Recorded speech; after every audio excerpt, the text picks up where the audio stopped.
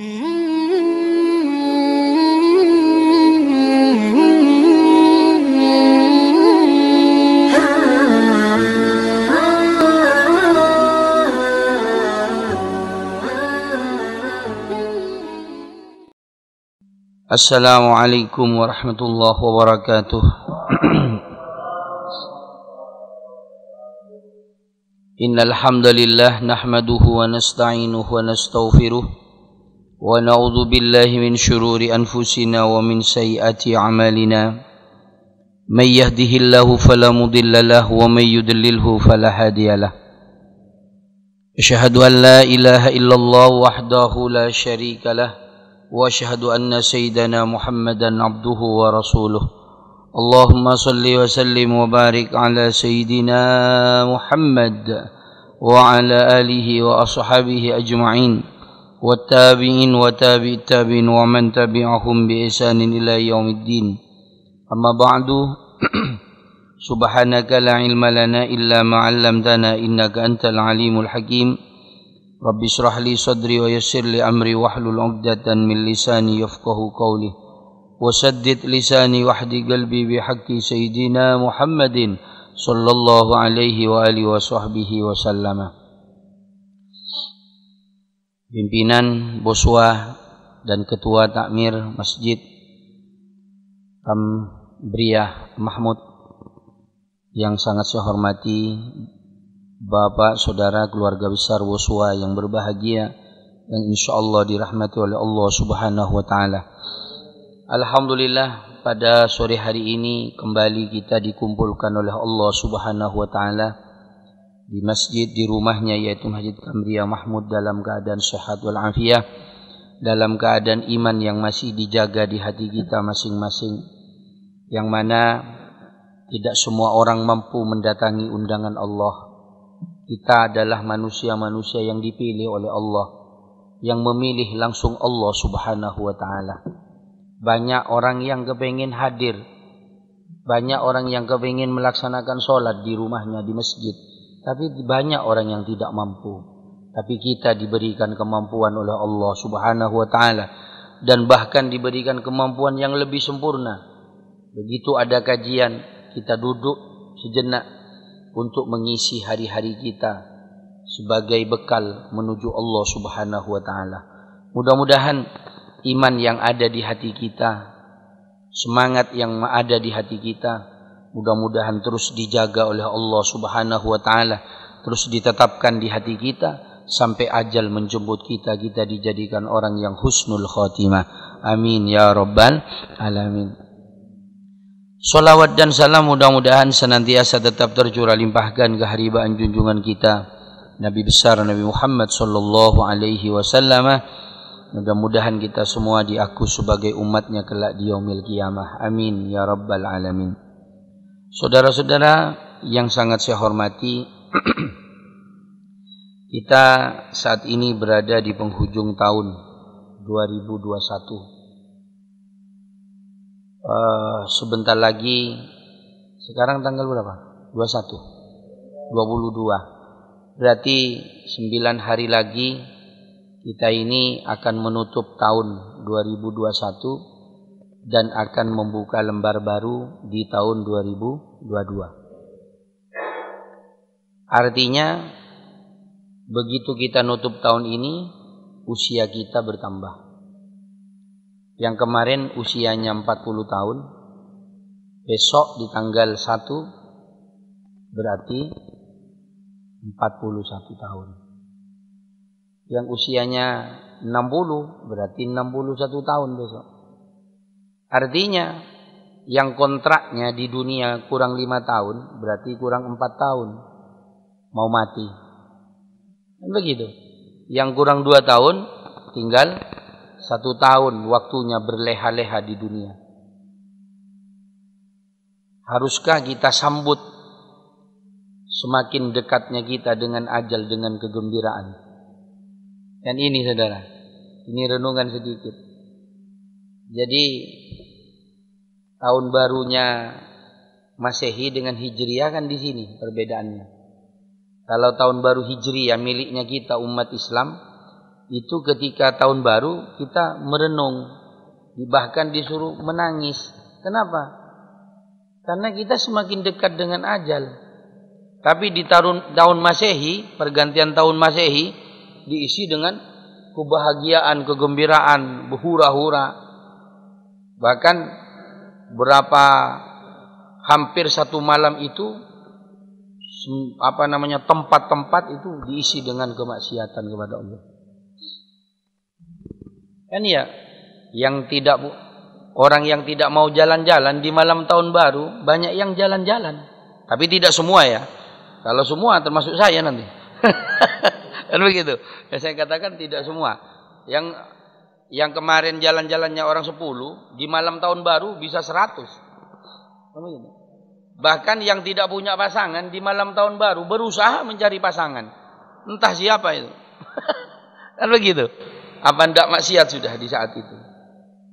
Banyak orang yang sholat biasanya berjamaah di masjid-masjid, musola-musola, di malam tahun baru tidak lagi berjamaah. Kemana? Sudah janjian. Kan gitu ya. Maksiat. Inilah fenomena orang Islam sendiri lata ya. Padahal tahun baru Masehi besok bukan miliknya kita umat Islam, tapi miliknya orang Nasrani. Cuman orang Islam ini lata, ikut-ikut. Bahkan jadi panitia di tempat-tempat wisata. Ayo di tempat wisata di Batu Dodol. Siapa panitianya? Durrahman, Sulaiman. Yang notabene-nya ya orang-orang Islam kan begitu kan. Ayo di mana? Kali Kota, Pulau Merah. Ayo siapa? Ada namanya Tan Naising atau apalah. Tidak ada ya, umat Islam semuanya. Kan begitu. Bahkan sekarang di radio-radio saya tadi dengar paket tahun baru dengan hiburan segala macam 1 juta plus nginep di hotel.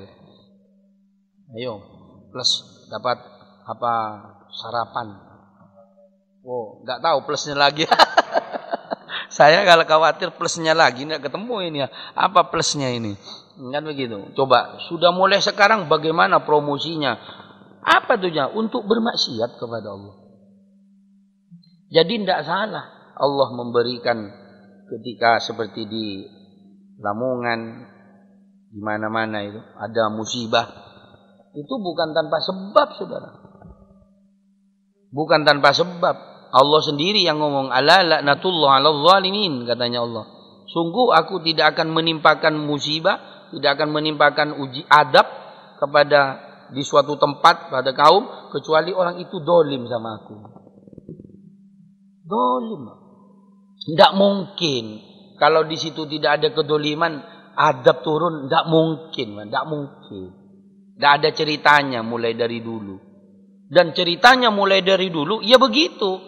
Di mana ada kemungkaran, di mana ada kedoliman, di situ adab turun. Turun sudah. Dan turunnya selalu di dalam kesenangan-kesenangan yang mereka rasakan. Ketika senang-senang datang. Berapa tahun lalu, malam tahun baru, kan masuk medsos ya, pas orkes, mananya, apa tontonan ya, show, banjir dari belakang. Kan begitu ya, tsunami apa tsunamu? Tsunami kan yang cewek, yang lakinya tsunamu. Dan begitu, wah, ada moro-moro datang begitu, habis ludes semuanya. Kalau tidak ada maksiat tidak mungkin. Dan ketika Allah sudah memberikan adab, tidak tahu kiai, tidak tahu ustadz, tidak tahu orang yang alim, digulung juga. Digulung juga habis. Kenapa? Dianggap sama sa kiai-kiainya. Kan ada zaman dulu ya, ada zaman Nabi, nabinya tidak disebutkan, Nabi kan banyak ya, 124.000. Nabi ini banyak, cuman yang wajib diapali kita ini kan 25. Sudah 25, tidak pati hafal.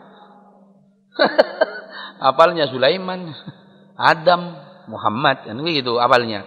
Ya kebetulan Sulaiman ponakan. Kan gitu.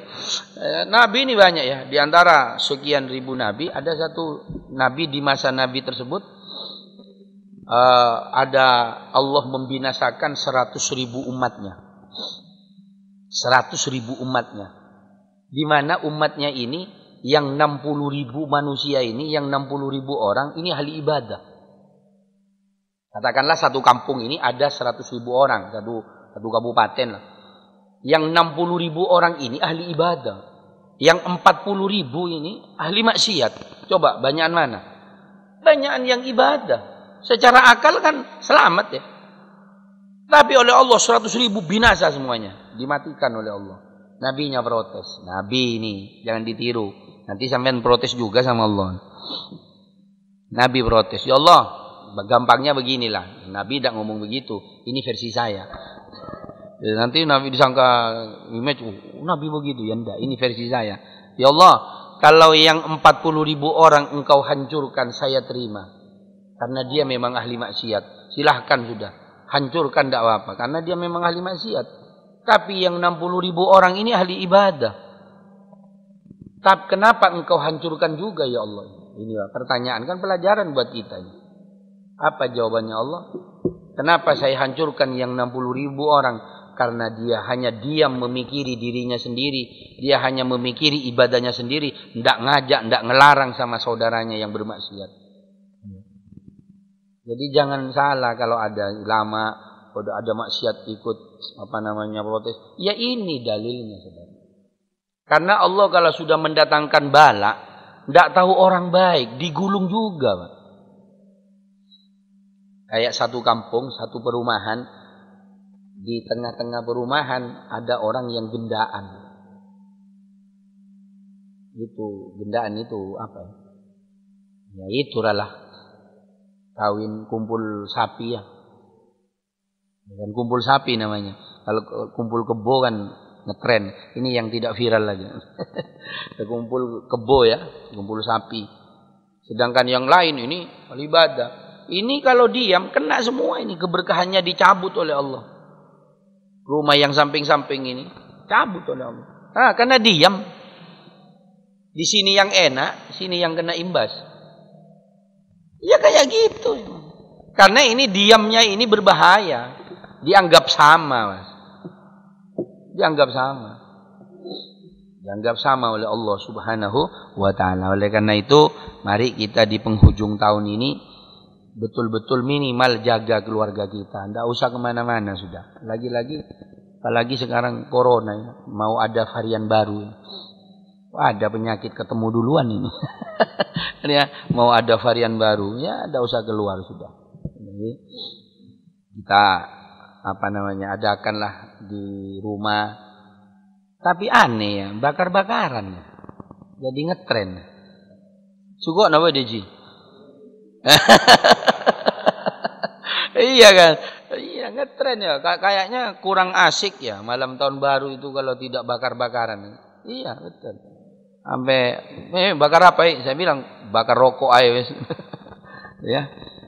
Bakar-bakaran ngetren. Baik, itu sekedar renungan di penghujung tahun agar supaya kita berhati-hati di tahun baru. Baik, saya dikasih tema sekarang ghibah dan fitnah. Ya. Ghibah ini maknanya ghibah katanya Nabi, dzikruka akhaka bima yakrah. Ini ghibah. Bercerita tentang saudaranya, tentang saudaramu katanya Allah, katanya Nabi, yang mana saudaramu kalau dengar dia tidak senang. Jadi sesuatu yang tidak disenangi, misalkan saya cerita tentang Mas Aziz. Mas Aziz kalau dengar ini tidak suka. Memang, tapi seandainya Mas Aziz dengar dia tidak suka diomongi begitu. Itu yang saya omongin. Itu namanya ghibah. Karena ya memang kenyataannya, iya memang itu yang namanya ghibah, cerita yang kenyataannya. Cerita yang benar dia. Tapi andai dia dengar dia tidak suka, itu ghibah. Kalau fitnah, menceritakan seseorang yang tidak ia lakukan, itu fitnah. Ini menceritakan yang ia kerjakan, yang memang ia. Cuman kalau diceritakan dia tidak suka. Ini sama-sama dosa besar ini. Sama-sama dosa besar. Apa katanya Allah Subhanahu wa taala? Bismillahirrahmanirrahim. Ya ayyuhalladzina amanu. Nah ini khusus. Wahai orang yang beriman. Jadi kalau kita ngaku iman, jauhi ini ya. Kalau kita masuk ke dalam ini berarti kita bukan golongan orang yang beriman. Walaupun sholat. Tidak ngomong sholat kita ini. Orang yang beriman pasti sholat. Nah orang yang sholat benar-benar sholat pasti menjauhi perintahnya Allah ini. Apa katanya Allah? Wahai orang beriman, ijtanibu katsiran minadh-dhanni. Jauhi banyak prasangka. Minadh-dhanni. Prasangka. Nah, orang kadang kan nyongko-nyongko kan ya. Nyongko-nyongko ke sana. Paling itu ke sana itu. Kan begitu. Songkoan ini yang bahaya. Ada orang ke mana?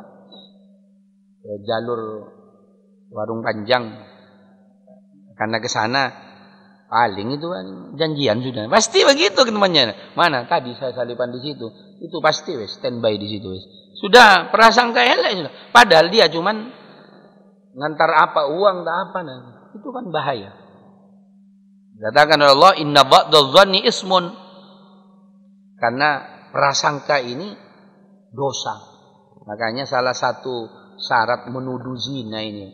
Salah satu syarat menuduh zina. Itu kedua mata harus melihat.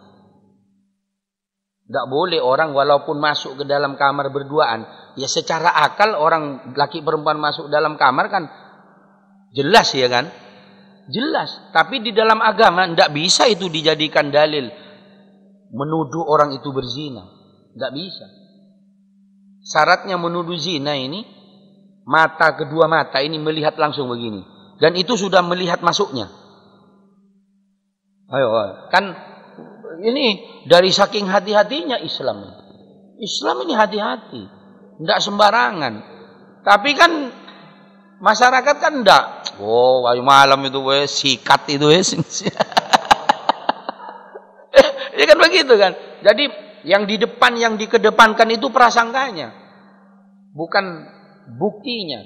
Islam tidak mau begitu. Islam menuduh zina, syarat mutlak menuduh zina itu harus mata. Dan dua orang. Melihatnya harus bersamaan. Tidak boleh begini.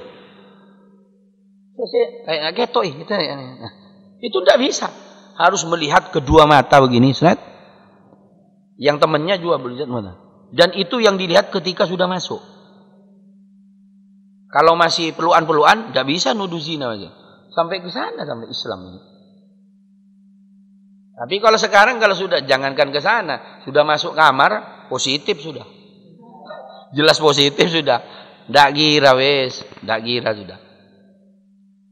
Ayo, mana yang kuat sekarang kalau sudah masuk kamar berdua ke hotel. Perempuannya montok. Ayo, kepengen tahu. Sini nih. Ayo ngacung yang kuat. Saya kuat, apanya kuat? Kan sudah bisa kalau sudah masuk berdua, jelas 99% show. Jelas main sepak bola di dalamnya. Kan begitu. Tapi untuk menuduh seorang sampai ke sana, Islam ini dari saking hati-hatinya. Ini prasangka tidak bisa. Tidak bisa dipakai dijadikan dalil. Jadi terus apa katanya Allah? Wala tajassasu, jangan mencari kesalahan orang. Nah ini. Kita tidak boleh mencari kesalahannya orang. Tapi sekarang kan LSM. Ya dikit wartawan. Dicari apa? Kesalahan. Dicari kesalahannya orang. Padahal Al-Quran ini, orang beriman. Kalau punya iman, ojo nyari kesalahannya orang. Jangan nyari. Perkara sudah tahu begini, iya menang. Jangan nyari. Yang terjadi di masyarakat sekarang kan nyari salahnya orang. Apalagi persaingan jabatan. Persaingan para pejabat. Yang dicari amanya. Tidak punya kesalahannya, memang dibikin salah. Bukan hanya nyari sekarang. Dibikin ada kesalahannya. Ya kan ada yang cerita teman saya itu, dia bukan bukan pecandu narkoba, tapi ada temannya ngasih narkoba. Dia tertangkap. Coba, dicari kesalahannya, akhirnya masuk penjara dia. Memang mau digituin memang. Supaya karirnya hancur. Kadang di TV ya, minuman dikasih.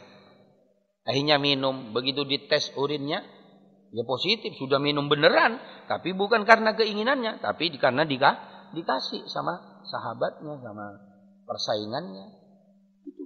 Padahal orang yang beriman, Allah nyuruh jangan mencari kesalahan orang. Sekarang bukan hanya nyari, tapi memang bikin supaya orang bersalah. Insya Allah. Keji sekarang. Ya begitu itu sudah. Terus katanya Allah, walam yaghtab wala yaghtab. Jangan saling mengumpat. Jangan saling mengumpat. Yang apa namanya? Ya, omongan ini ya, saling menjelek-jelekkan itu. Ya kita lihat di televisi disuguhi acara yang mengajarkan kepada kita bagaimana antara satu dengan yang lain ini saling ngumpat. Kadrun, aduh ya Allah. Ini kan bukan ilmu yang bagus yang sebetulnya tidak patut disuguhkan kepada masyarakat. Akhirnya masyarakat bawah lebih berani lagi untuk ngumpat-ngumpat karena sudah diajari di atas. Dalam Islam tidak boleh. Apalagi di teman-teman kita ceret, asu, celeng. Kan begitu kan ya. Dikit-dikit celeng, asu. Ini kan bukan bahasanya orang Islam. Mulutnya orang Islam tidak mungkin terlontar seperti itu. Mulutnya orang yang beriman tidak mungkin keluar omongan seperti itu. Mulutnya orang beriman, astaghfirullahaladzim, subhanallah, Allahu Akbar. Itu omongannya orang beriman. Lisannya hanya itu yang diomongin. Alhamdulillah, astaghfirullahaladzim ketika kita salah. Ketika astaghfirullahaladzim. Ketika melihat suatu yang ini, subhanallah. Ada gitu. Kita tidak ceret. Akhirnya ada yang sering kali ngomong ceret, ketika matinya ceret, begini. Jadi matinya seseorang itu tergantung kebiasaannya mulutnya. Kalau mulutnya ini sering zikir kepada Allah, matinya penghujung matinya pasti dia zikir sama Allah. Kalau dalam kehidupannya sering ngumpat seseorang, dia pasti mati dalam keadaan ngumpat kepada orang. Kalau kebiasaannya dia sedekah, dia pasti mati dalam keadaan sedekah. Kalau dia sering dalam keadaan ngaji, dia insya Allah matinya dalam keadaan ngaji. Saya punya mertua ya, itu setiap malam Jumat itu sedekah. Tidak banyak sedekahnya, 1 piring. Karena bukan orang kaya. Dia setiap malam Jumat, dia biasakan setiap malam Jumat sedekah 1 piring nasi. Meninggalnya habis ngantar nasi, pulang, duduk, mati. Allah mati setelah menunaikan kebiasaannya memberikan nasi kepada tetangganya, duduk mati. Allah. Bagaimana seperti itu? Sudah positif, husnul khotimah sudah. Habis sedekah. Takutnya habis begini, mati. Karaoke, pegang botol. Takutnya kan seperti itu. Allah, naudzubillah min dzalik ya. Terus di masyarakat ditahlili. Jadi ada gunanya tahlilan. Kalau sudah matinya dalam keadaan mabuk, habis di LCM, takut loput. Ya, habis di LCM atau warung panjang, pulang, mati. Allah. Tahlilan. Ya tidak apa-apa sih tahlilan. Cuman bagaimana manfaatnya? La yanfa. Wong matinya dalam keadaan su'ul khotimah. Dalam keadaan dia mati dimurkai oleh Allah Subhanahu wa taala. Tahlilan ini sifatnya kan membantu, memberikan bantuan.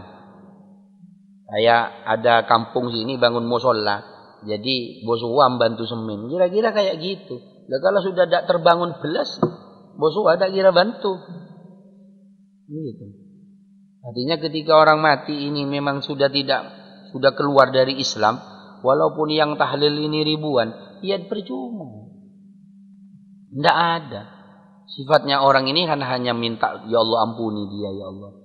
Kalau kita memang dalam keadaan beriman, tutupi kekurangannya, misalkan pernah tidak sholat, itu ya Allah ampuni mereka. Begitu tujuannya pembantu ini. Kalau memang dari awal tidak sholat, apanya? Mati dalam keadaan tidak sholat. Gitu ya. Terus jangan saling mengumpat, ba'dukum ba'dah. Apa dosanya saudara? Perumpamaannya orang yang sering ngomongin orang ini. Ayuhibbu ahadukum ayyakula lahma akhihi maitan fakarihtumu. Seperti orang yang memakan bangkai saudaranya, daging saudaranya yang sudah mati. Perumpamanya sering ngomongin orang. Makanya orang ghibah besok di akhirat matinya itu pahala saya yang dikumpulkan ini dikasihkan sama orang yang diomongin. Kalau tidak cukup, dosanya sana ini dikasih ke saya. Ludes kita. Pahala yang kita susah payah, sholat kita susah payah kita kerjakan. Ketika punya uang kita naik haji ataupun umrah. Ketika puasa Ramadan susah payah kita yang lain makan kita lapar. Hanya kepengin menumpuk pahala. Karena kita ngomongin orang, kemudian kita mati, pahala itu semua dihadiahkan sama orang yang diomongin. Tidak cukup ini Allah, banyakan dosanya masih ini. Dosa ngomongin orang ini masih banyak ini, tidak cukup pahalanya ini. Dosanya diambil. Ini pahalanya sudah habis ini. Dosanya sana diambilkan, dikasih ke saya. Apa ada? Tambah nyungsep kita di neraka. Wong kita bawa dosa sendiri turun karuan ini selamat. Kita bawa dosa kita sendiri ini belum karuan mampu kita besok selamat di nerakanya Allah Subhanahu wa taala. Apalagi disuruh mikul dosanya orang. Aduh, Masya Allah. Makanya harus betul-betul dijaga lisan kita. Ma yalfidhu min qaulin illa ladaihi raqibun atid. Katanya Allah Subhanahu wa taala. Tidak keluar omongan dari mulutnya seseorang siapa saja kecuali besok dimintai pertanggungjawaban di hadapan Allah Subhanahu wa taala. Omongan baik, omongan elek, omongan serius, semuanya akan dimintai pertanggungjawaban. Seperti saya penceramah sering ngomong, dimintai tidak sembarangan. Makanya tidak ngarang, saudara. Tidak ngarang. Ceramah ini tidak ngarang, saudara. Hati-hati, takut salah ngomongin omongannya Allah Subhanahu wa taala. Hati-hati betul. Makanya seperti yang ngaji, yang mau disampaikan ngaji dulu, diajari dulu, dipelajari dulu, takut salah. Karena besok dimintai pertanggungjawaban di hadapan Allah Subhanahu wa taala. Kalau dapat kebaikan, ya kebaikan senang. Yang permasalahannya kalau elek, ini ditanya besok. Sampean kok begini? Iya katanya Ustadz Badri. Badri tanya, Badri kamu gini. Kamu tahu dari mana? Ngarang. Nyungsep sudah. Nyungsep di neraka sudah besok. Ya. Nah ini para jamaah sekalian. Jadi perumpamanya orang yang sering ngomongin jeleknya orang, makanya memang soro ya. Soro memang. Kan lebih bagus kita ini zikir ya. Zikir. Diam-diam. Ya ada HP lagi. Kadang mulut tidak tukaran, di HP tukaran. Di Facebook ya saling ngumpat ini. Wanu saya sering buka. Tukaran di medsos. Dalam waktu apa ini? Kan gitu. Mulutnya diam. Saya tidak pernah ghibah ini mulut saya. Tangan ini. Ya bodoh biain. Tangannya ini ngetik. Ngumpat orang. Ngenyek orang. Aibnya orang diceritakan. Masya Allah. Orang yang sering menceritakan aibnya orang. Besok juga akan diceritakan. Dibuka lebar-lebar aibnya oleh Allah Subhanahu wa ta'ala. Ini para jamaah sekalian. Bagaimana dosanya orang yang sering membuka aibnya orang, sering ngomongin orang. Tapi sebaliknya yang menutup aibnya orang. Walaupun kita tahu ini orang elek, tapi kita bercerita. Apa kata Nabi sallallahu alaihi wasallam? Man satara aurata mu'min. Siapa orang yang menutup aibnya seseorang, faka'annama istahya mau'udatan, seperti orang yang menghidupkan bayi min qabriha, dari kuburannya. Jadi ditutup oleh Allah, kehebatannya sama seperti ada bayi mati dihidupkan. Ini kan satu kehebatan, ya, suatu kemuliaan yang luar biasa, bisa menghidupkan orang yang mati, kan seperti itu. Itu bagaikan seperti itu. Maka biasakan, ayo kita berusaha. Tapi memang asik ya, ngomongin orang ini asik ya, nggak keroso ya. Coba duduk-duduk di warung, kalau ngomongin orang mulai jam 7, moro-moro jam 11 ya. Nggak keroso ya, nggak keroso piye, wong orang 7 RT diomongin. Teman mulai aplosan pagi sampai aplosan siang, sore sampai aplosan malam diomongin semuanya. Nggak keroso. Kopi habis 2 gelas. Rokok habis 1 bungkus. Ngomongin orang asik ya. Tapi kalau ngomong tentang kebaikan, ngaji, ngantuk ya. Ngaji, pengajian, lemes ya. Apalagi ada senderan, miring sudah. Gitu sudah. Tapi kalau ngomongin orang asik, waduh, sip ya. Kok tahu Ustaz? Ya pernah juga sih. Ya pernah juga. Namanya bermasyarakat ini kan kita sebetulnya saling menasihati kan ya. Saling menasihati. Makanya kalau tidak perlu kita jangan keluar sudah. Saya untung sekarang rumah sendirian. Jauh di Galipuro ini rumah saya sendirian. Jauh dari masyarakat, bukan terisolasi ya. Bukan, rumah saya besar sekarang ya, hadiah 1 hektar saya sendirian hanya berteman dengan masjid, nggak ngomongin orang ya, ada pembantu dipanggil, butuh sini itu tok. Jadi kalau waktu di perumahan ini keluar rumah sudah ketemu, tadi anu ya, mulai sudah lungguh dibikini kopi lanjut sudah. Allah, ini rumahnya Haji nih, waduh ini berat ini. Dekat dengan nano lagi, waduh sudah berat Haji ini. Untung Haji ini kuat ini, nggak tahu kuat apanya. Ya, jadi apa namanya? Ini anjuran dari Al-Quran, bagaimana kita menjaga lisan kita, bagaimana bentuk kita, cara bermasyarakat ini, kita omongan dijaga, jangan sampai membicarakan orang. Terus walaupun kita tahu itu aibnya seorang, kita jangan gampang apa namanya bercerita tentang aibnya orang, bahaya, dosa besar saudara, dosanya. Pahala sholat kita tidak cukup untuk membayar ke sana. Tidak cukup. Oleh karena itu bertetangga, ayo kita yang bagus. Kalau kita dengar omongan dari seseorang tentang yang elek, fatabayyanu. Jangan langsung ditelan. Saudara. Yang sering terjadi di masyarakat, sering tukaran ini kan tidak tabayyun. Bahasa kerennya sekarang kan tidak cross check. Ada orang ngomong satu, ada orang ngomong, sampean katanya Mas Aziz begini Ustaz.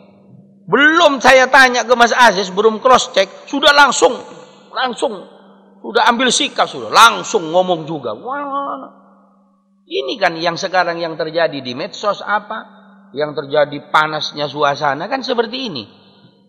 Karena tidak menurut aturan Allah Subhanahu wa ta'ala. Kalau menurut aturan Allah, kalau ada kabar yang elek, fatabayyanu. In ja'akum fasikun binaba'in fatabayyanu. Jika datang kepadamu seseorang yang fasik, orang yang kebanyakan eleknya, kelihatannya ini elek, membawa kabar yang tidak bagus, fatabayyanu, teliti dulu, jangan langsung kita ambil sikap. Kali ini hanya mau mengadu. Ini paketnya, ini pasangannya. Kalau kita ke orang lain jangan ngomongin orang lain, kalau kita kedatangan berita jangan langsung ngambil. Lihat dulu siapa yang bawa. Orang ini memang sering ngomongin orang apa enggak ini?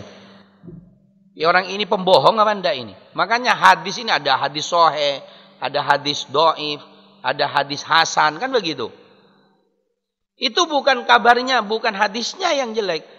Yang membawa ini meragukan. Pernah bohong satu kali sudah, yang misalnya sahih jadi langsung hasan, turun derajatnya. Gara-gara yang ngasih kabar pernah bohong satu kali.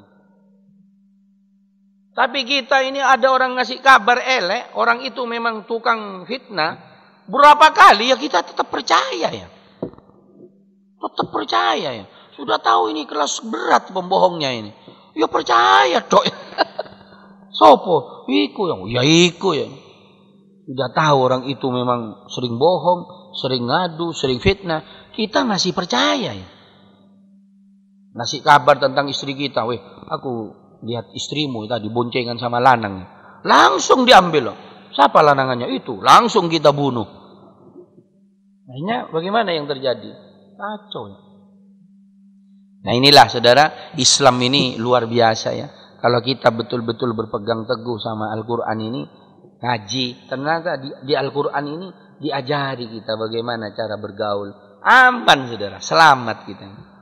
Yang tidak selamat karena kita tidak megang Al-Quran, hanya pakai akal. Itu saudara.